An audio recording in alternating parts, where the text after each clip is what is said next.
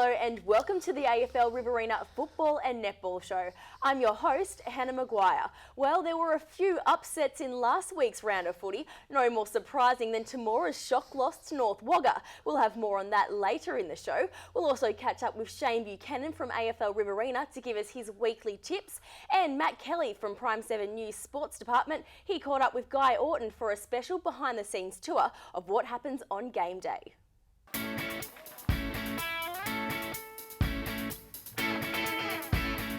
Oh look, I just focus on being a playing coach. I just focus on my own game.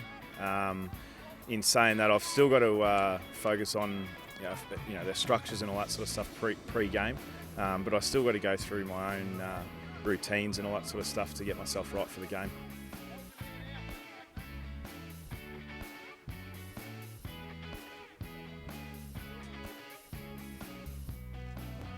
Our game plan for today is take on. The young kids just take on the game as they will and as they do. And being a bigger ground, it's going to hopefully suit us. So our game plan is just to run pretty much all day. We've got the fitness, and hopefully we can stick with them. All different clubs in this league play all different styles of football, so you've got to have a different game plan for them. So.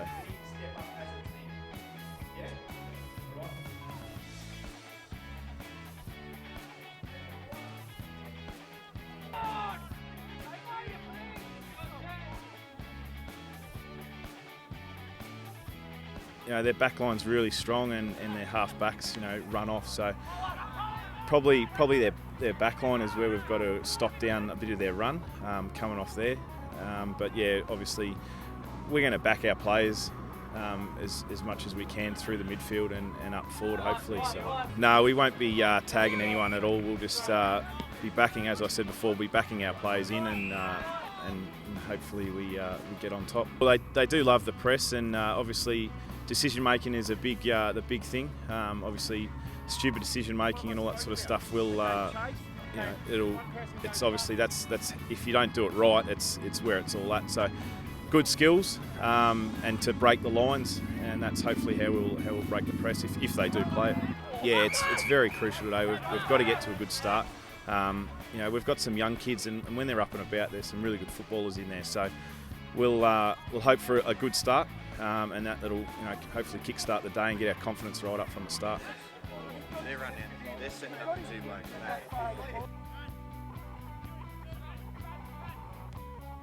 Yeah, you rely very heavily on them. You've got to have a really good crew, which I've got with Damien Scott, Greg Dreer, and actually my boss Raymond Peruzzi, who does a bit as well. So it's very important to have. If you don't have that, then it can fall down a lot, because it's a lot to take in during the day. So a lot of those games we've got, the last 5 games, are all winnable games. So we're hoping to derail, like you said, a couple of them, and hope we can get up in the top 5 and sort of be up in the mix again. So. Thanks, Matt. Shane Buchanan from AFL Riverina joins us in the studio now to talk through all the weekend's games. Now we'll start with the Farrer League, and first we'll talk about Tamora's shock loss against North Wagga. What happened there? Well, North Wagga obviously had their reunion, the 1973 and 1983 reunion, so a big weekend for the club. Past players and coaches coming back. Tamora had a few players out by the sound of it.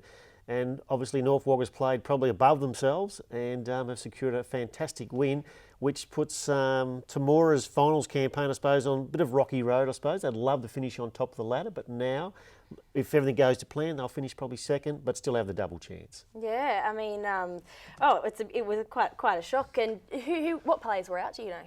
Oh, look, I'm not 100% sure, Hannah, who was actually out. I know Mark Kruger's obviously out.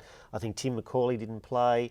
One of the Reed boys also didn't play. So, I mean, their key players were out in the game, sort of thing. So, it's like any team. I mean, you lose your quality players up the top. I mean, sometimes it's hard to replace them. And North Wagga obviously played exceptionally well. And a great result, I think, for the club and probably for the league.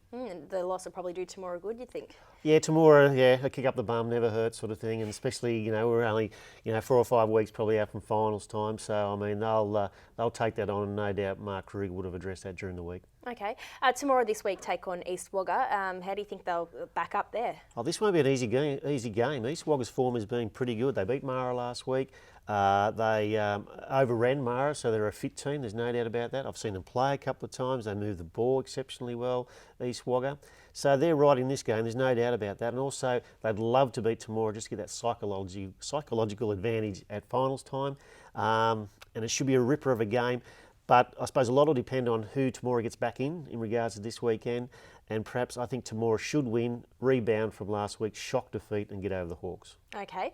Northern Jets, they take on North Wagga. Now, this could be an interesting game if the North Wagga play like they did last week. Yeah, and especially Jamie Grenell's comments in the paper during the week about the performance of the Jets. Not real happy about how they're travelling at the moment. So, look, danger game for the Jets. There's no doubt about that.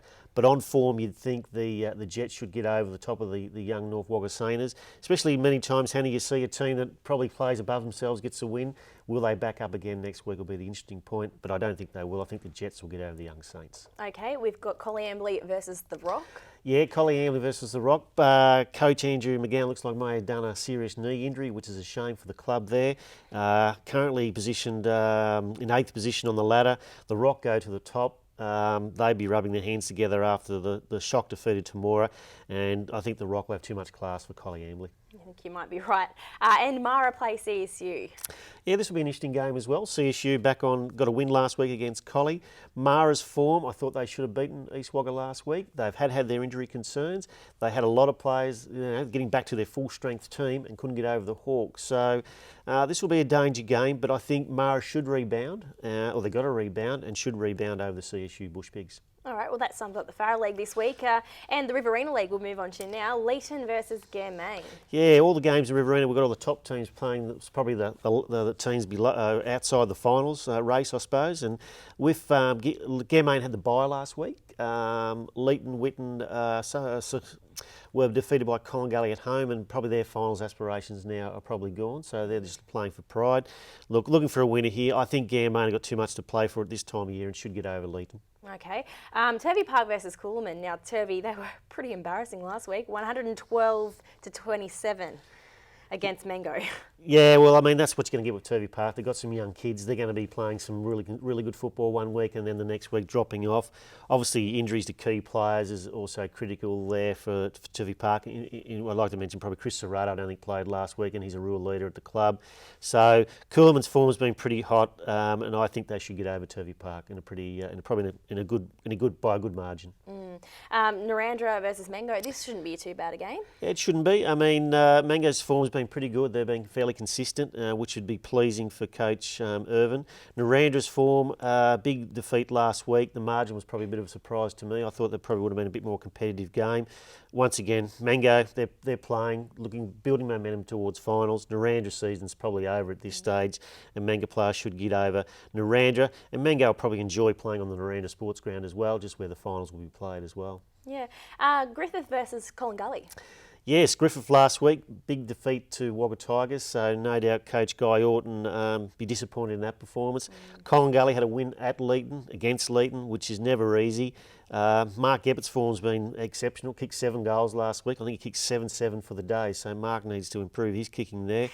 But looking for a winner there, look, Collingully's form's been pretty consistent. Griffith up and down. Finals aspirations for Griffith are gone, so it's all about playing for pride now. But I think Collingully's got too many good players and should get over the Griffith Swans. Okay, too easy. Thanks for that, Shane. And unfortunately, that's all we've got time for today. But thanks for joining us once again. Make sure you catch up with us next week on aflriverina.com.au. We're going to interview a couple of past Sydney Swans legends next week, so make sure you stick around for that show. That's at aflriverina.com.au. And until next time, we'll see you then.